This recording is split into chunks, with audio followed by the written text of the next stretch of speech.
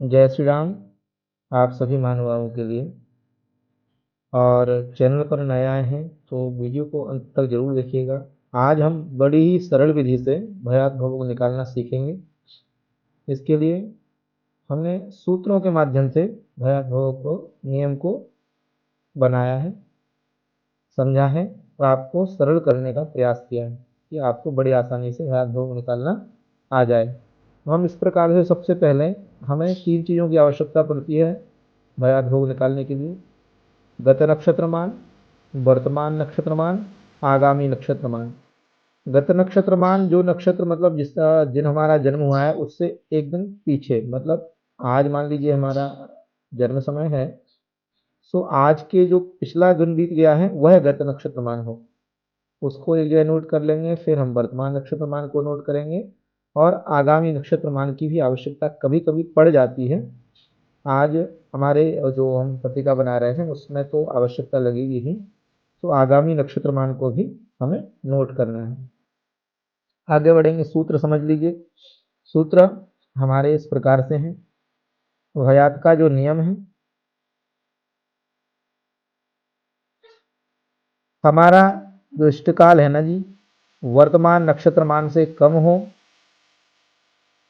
वर्तमान नक्षत्रमान से यदि हमारा इष्टकाल कम है तो ऐसी परिस्थिति में 60 घटी से गत नक्षत्रमान घटाएंगे प्लस इष्टकाल कर देंगे तो भयात प्राप्त होता है। और आज की जो परिस्थिति है हमारा क्या है, इष्टकाल वर्तमान नक्षत्रमान से इष्टकाल यदि अधिक हो, ठीक है ना जी। पहले सबसे पहले हालांकि सूत्र को इसी को बिठाना है कि हमारा इष्टकाल यदि वर्तमान नक्षत्रमान से अधिक हो तो ऐसी सिचुएशन में हमें क्या करना है, इष्टकाल माइनस वर्तमान नक्षत्रमान बराबर भयात प्राप्त होता है। ओके जी, चलिए तो आगे बढ़ते हैं। ठीक है,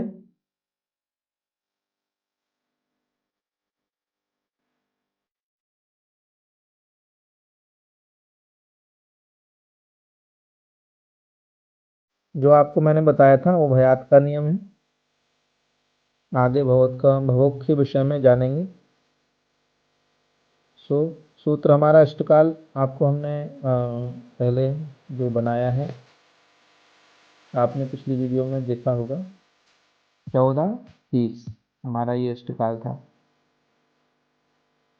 ओके जी, तो हम इष्टकाल को भी यहाँ मेंशन करेंगे।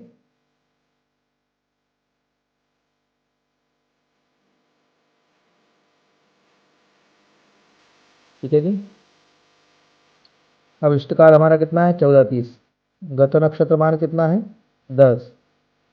तो इष्टकाल ज़्यादा हो गया, ठीक है ना। ऐसी कंडीशन में क्या करना है, इष्टकाल माइनस, नियम यही था, इष्टकाल लिख करके 14:30 माइनस क्या करना है, वर्तमान नक्षत्रमान। वर्तमान नक्षत्रमान हमारा कितना है, 8:05।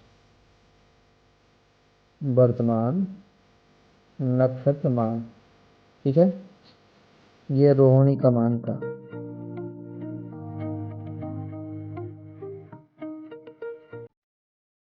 जीरो है, जीरो में से 5 घटाएंगे, घटेगा नहीं तो यहाँ से एक उधार लिया तो हो गए 10, 10 में से 5 घटाया 5 आ गए। यहाँ 2 बचा, 2 यहाँ लिख दिया हमने, 25। 14, 14 में से 8 गए तो 6 बचे। ठीक है जी, तो ये आपका भयात हो गया।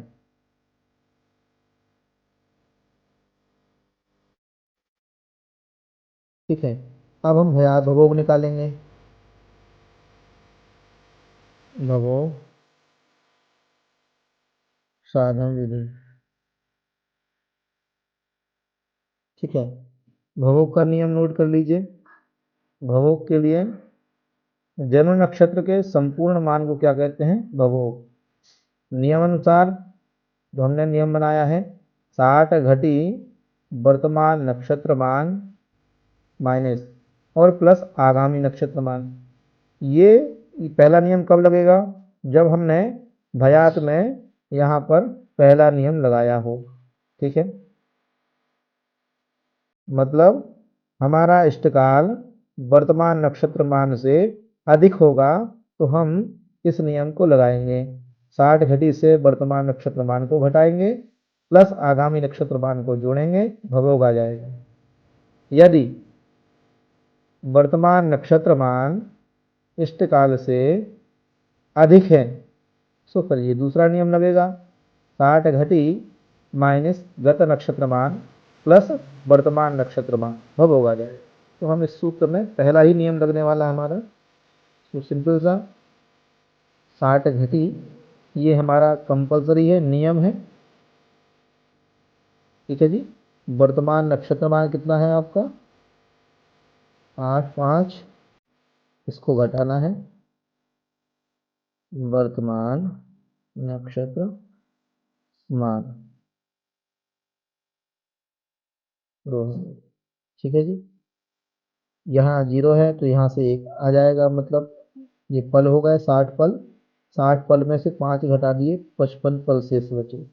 यहाँ 59 हो गया, 59 घटी 9 में से 8 घटाया, 1 बचे, 5 का 5 आ गया, ये शेष है।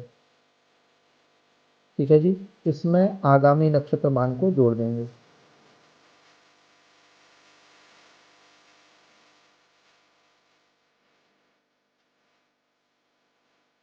आगामी नक्षत्र मान हमारा था 437।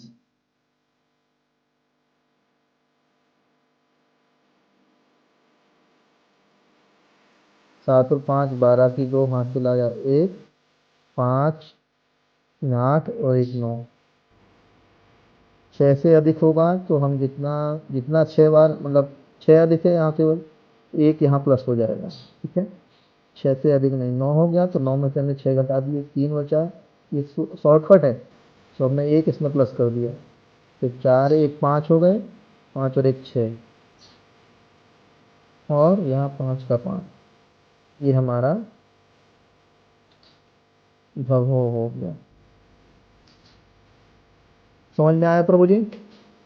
मतलब सिंपल सा है। पहला नियम यदि हमारा भोग में तब लगेगा जब हमने भयात में भी पहला नियम लगाया हो, और नियम तो आपको इस प्रकार से दिख ही रहे हैं। ठीक है जी।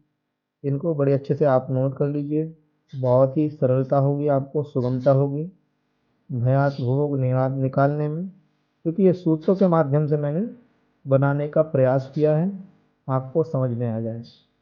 और यदि समझ में नहीं आता